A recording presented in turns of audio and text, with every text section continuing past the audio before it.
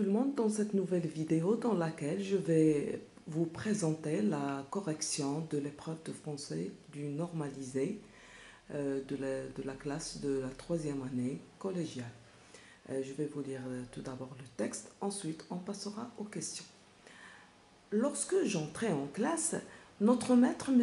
Perboni, n'était pas encore là, et 3 ou 4 garçons tourmentaient le pauvre Crossi, l'enfant aux cheveux roux, qui a le bras paralysé et dont la mère est fruitière. On le frappait avec des règles, on lui jetait à la tête des écorces de châtaigne, on l'appelait monstre estropié et on le contrefaisait. Tout seul, au bout de son banc, il restait atterré, écoutant, regardant tantôt l'un, tantôt l'autre, avec des yeux suppliants, afin qu'on le laissât tranquille. Mais les écoliers le tourmentaient toujours de plus en plus, si bien qu'il commença à trembler et à devenir rouge de colère. Tout à coup, Franti, celui qui a une si mauvaise figure, monta sur un banc et, faisant semblant de porter un panier sur chaque bras, singea la mère de Crossi quand elle vint attendre son fils à la porte.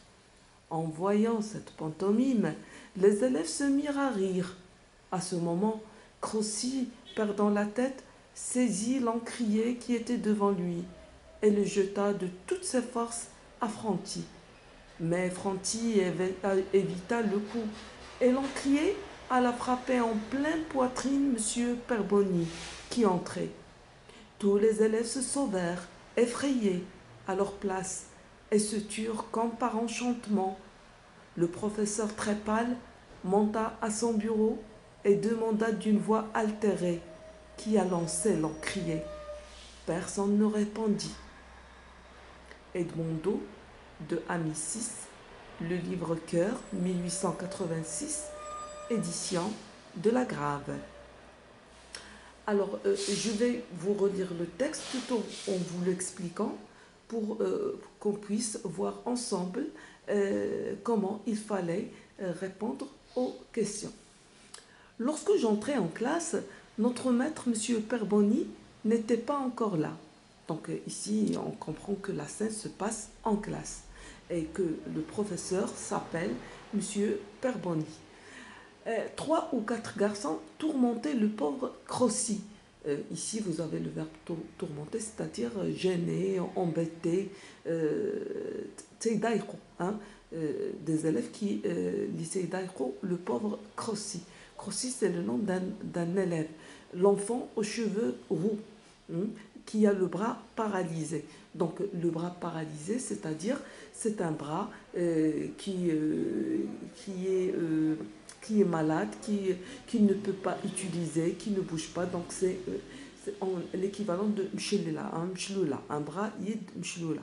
Et dont la mère est fruitière. La mère de l'enfant Crossi, c'est une femme qui vend les fruits. Donc, fruitière, on lui jetait à la tête des écorces de châtaigne. On l'appelait monstre estropié. Donc,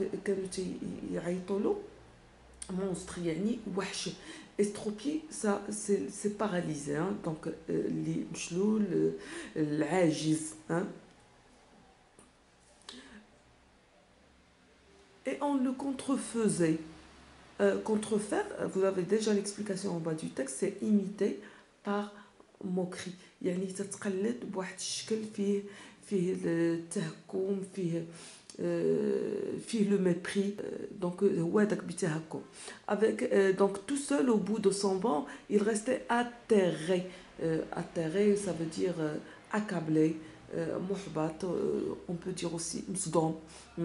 Il restait atterré, écoutant, regardant tantôt l'un, tantôt l'autre, avec des yeux suppliants.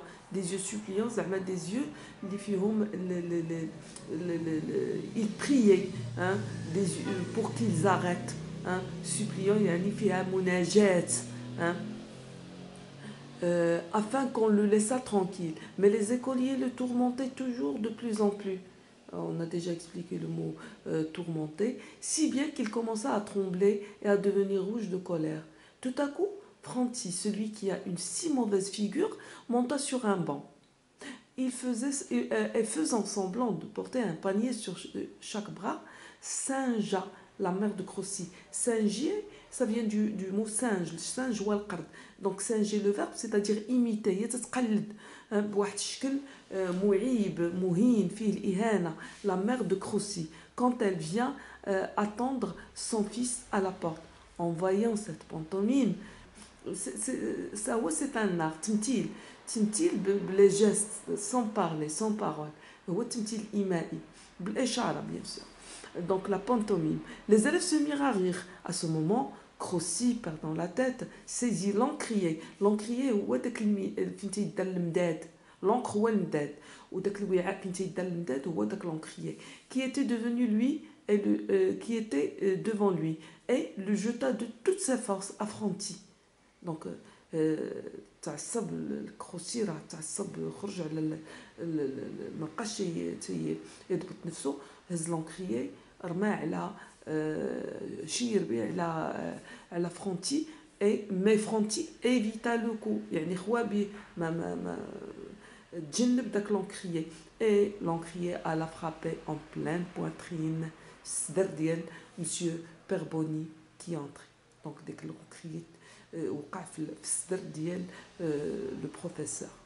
Tous les élèves se sauvèrent. كلهم هربوا effrayés كان فيهم الهلع الخوف à leur place مشاو لبلايصهم et se turent comme par enchantement. Se turent, c'est le verbe se taire au passé comme par enchantement. Le professeur très pâle monta à son bureau et demanda d'une voix altérée qui a lancé l'encrier. يعني تيطلب تيسأل تلاميذ شكون اللي لاح l'encrier. Personne ne répondit. Donc, on peut passer aux questions de compréhension. La première question. Donc, on vous demande de remplir chaque case du tableau suivant par la réponse correspondante ou son numéro dans la liste. Donc, vous avez dans le tableau, on a le livre-cœur. C'est quoi? C'est le titre de l'œuvre. 1886, c'est la date de parution. Edmondo de Amicis, c'est le nom de l'auteur. Et de la Grave, c'est l'édition, bien sûr. Ce texte est descriptif, narratif, explicatif ou bien argumentatif? Bien sûr, dans ce texte, on raconte. Donc c'est un texte narratif. Là, on vous a demandé de cocher la bonne réponse. Donc vous devez mettre croix dans la case de narratif. La troisième question. Réponds par vrai ou faux. Le narrateur était parmi les garçons qui tourmentaient Crossy. Vrai ou faux? C'est faux. Pourquoi c'est faux? Est-ce que le narrateur a dit nous? Donc le narrateur a dit les élèves. Il a raconté en utilisant la troisième personne. Donc il n'a pas dit nous ou bien je. D'accord? Donc ça c'est faux. La mère de Crossy vend des fruits. C'est vrai parce qu'on a dit elle est fruitière. Franti faisait rire les élèves. C'est vrai parce que lorsqu'il singea, c'est-à-dire il a imité la maman de Crossy, alors les élèves se mirent à rire. Donc, c'est vrai. Et Franti jeta l'encrier. Ce n'est pas Franti qui jeta l'encrier, mais c'est Crossy. Donc, c'est faux.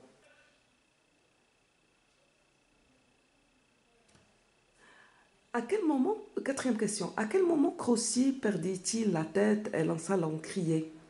Quand on l'a traité de monstre estropié? Non. Quand tous les élèves se sauvèrent?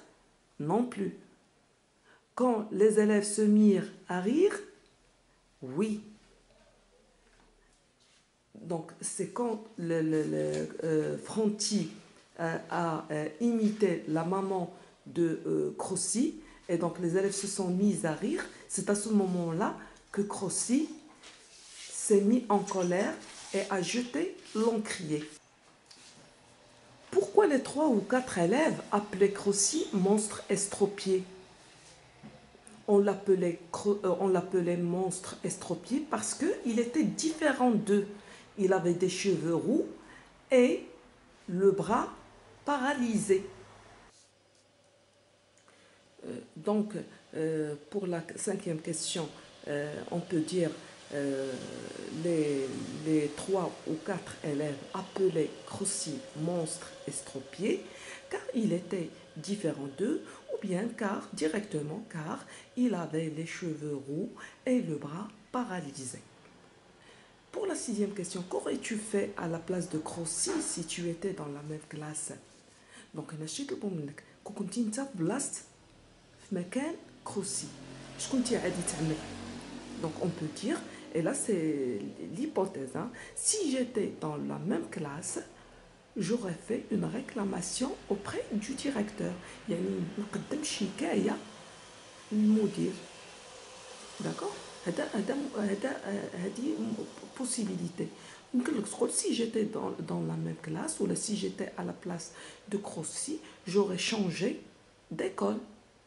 تغيير مؤسسة باغ اكزومبل مي داك التغيير المؤسسة ماشي هو الحل بالنسبة للتلميذ اللي تيتنمروا عليه الأصدقاء ديالو. خصو يتعلم أنه يواجه داك المشكل باش تقوى له الشخصية ديالو وتكون عنده الثقة في النفس رغم الإعاقة ديالو. دونك malgré son handicap il doit faire face à ses d'accord. Donc voilà.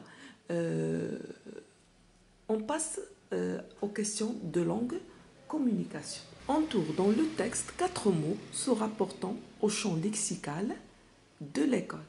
Donc, la question تطلبوا منك تentourer يعني تدور على الكلمات 4 الكلمات اللي تنتميو لو champ lexical ديال l'école ديال المدرسة. On a quelques mots qui se rapportent au champ lexical de l'école. Vous avez classe, maître, règle, écolier, l'encrier, professeur. On vous a demandé d'entourer 4 mots seulement, d'accord? Vous n'avez pas besoin de souligner ou bien d'encadrer ou bien d'entourer tous les mots qui appartiennent au champ lexical de l'école. La deuxième question. Relie par une flèche l'énoncé de gauche à la subordonnée de droite qui exprime la cause. Crossi a lancé à l'encrier. Alors, je n'ai pas la subordonnée qui complète la proposition. Ou ça une subordonnée de cause. Pour perdre la tête, ça c'est le but. Par conséquent, il a perdu la tête, ça c'est la conséquence. Et enfin, on a parce qu'il a perdu la tête, ça c'est la cause. La question 3. Complète la phrase suivante de sorte à exprimer le but. Franti singeait la mère de Crossi. Yani Franti قلد الأم de Crossi. Le but, on peut dire pour faire rire les élèves. Hein? Ou bien pour blesser Crossi. D'accord? Donc vous avez le choix. La question 4. Relie les 2 phrases suivantes de sorte à exprimer la conséquence. Crossi a lancé l'encrier, le maître Perboni l'a puni.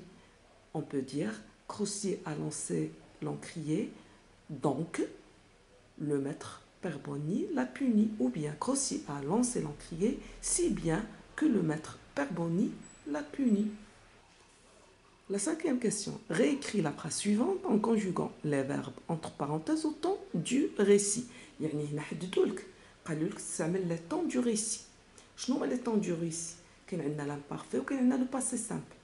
وحنا شفنا في الدروس السابقه امتى تستعمل لو باسي سامبل امتى تستعمل لامبارفي c'est-à-dire les valeurs. On a vu les valeurs de l'imparfait ou les valeurs ديال le passé simple.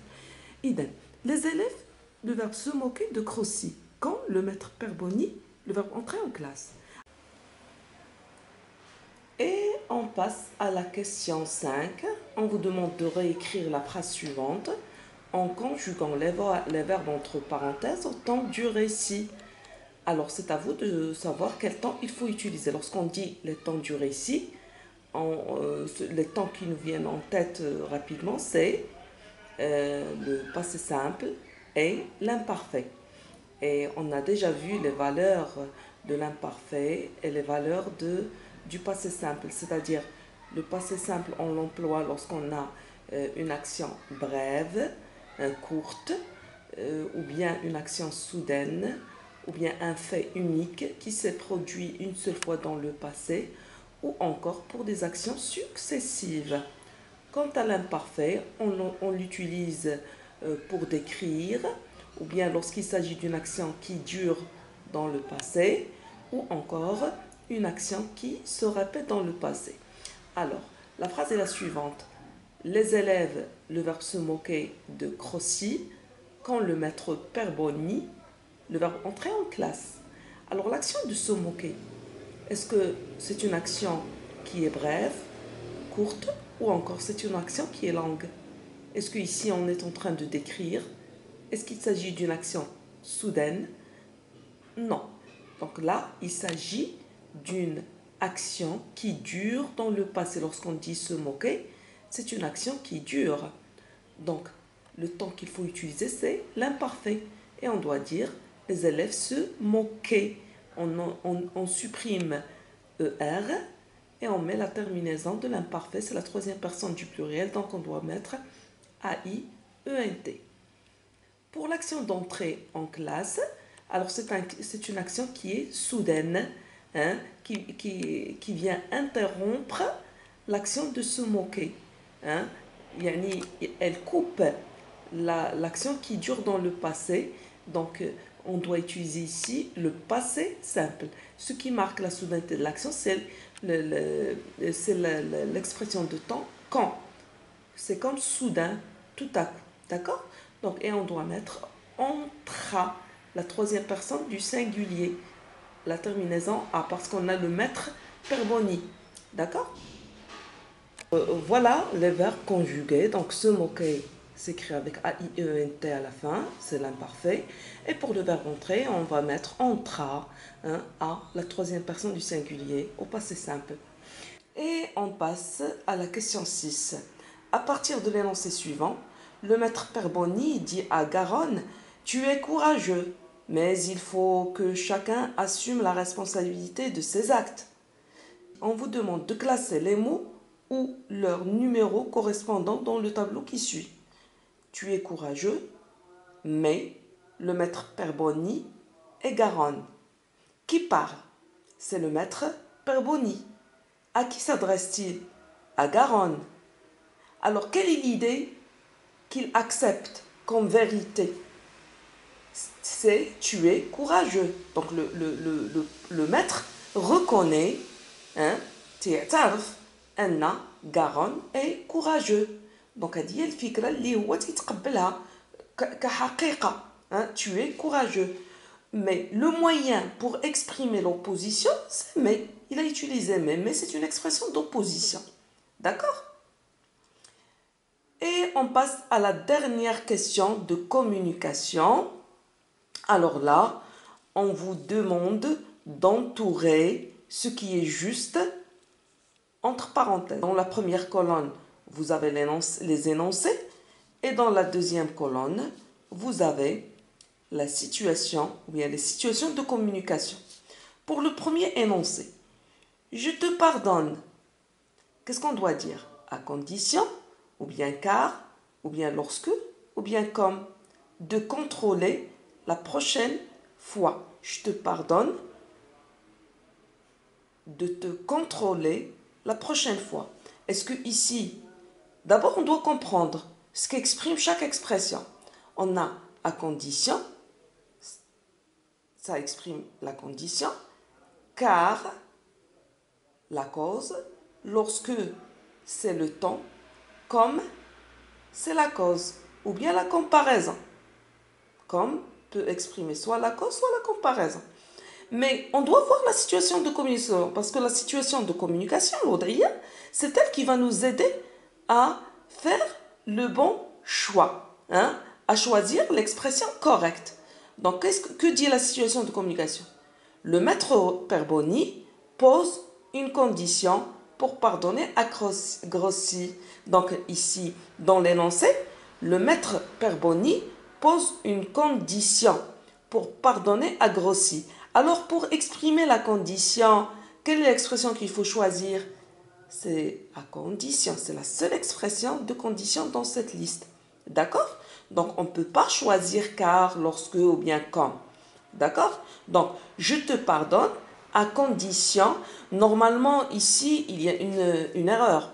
Parce que normalement, je te pardonne à condition, c'est toi qui va te contrôler. Tu te contrôles. Donc, normalement, on doit avoir que à la place de deux. Pourquoi? Parce qu'on utilise à condition de lorsqu'on a le même sujet. Et à condition que lorsqu'on a deux sujets différents. Et à condition que doit être suivi du subjonctif. Donc ici, je te pardonne, c'est moi qui te pardonne. Mais à condition quoi? À condition que toi, tu te contrôles. Est-ce clair? Donc, mais l'essentiel, c'est qu'il faut choisir à condition. Hein? C'est l'expression de condition qu'on a ici. Pour le deuxième exercice, à condition, au cas où, pardon, le deuxième énoncé, au cas où tu embêterais ton camarade, tu seras puni. Alors, au cas où tu embêterais ton camarade, tu seras puni. Alors, au cas où exprime quoi? Alors, là, regardons la situation de communication. Qu'est-ce qu'on nous propose? Le maître Perboni exprime. Qu'est-ce qu'il exprime dans cet énoncé? Au cas où tu embêterais, etc. Est-ce qu'il exprime une cause, une conséquence ou bien une hypothèse sur la punition que Franti risque de subir? Ici, on a au cas où dans l'énoncé. Donc, c'est l'hypothèse. Donc, il faut choisir l'hypothèse. Voilà. Donc, pour le premier énoncé, on doit dire « je te pardonne à condition que ». C'est la correction, hein, parce qu'il y a ici une faute, donc il faut la corriger. « Je te pardonne à condition que tu te contrôles la prochaine fois ». Et pour le deuxième énoncé, au cas où, donc ici le maître Perboni exprime une hypothèse, l'Iyal Faradia. Alors voilà, sur ce je vous dis au revoir et à une prochaine vidéo. Au revoir.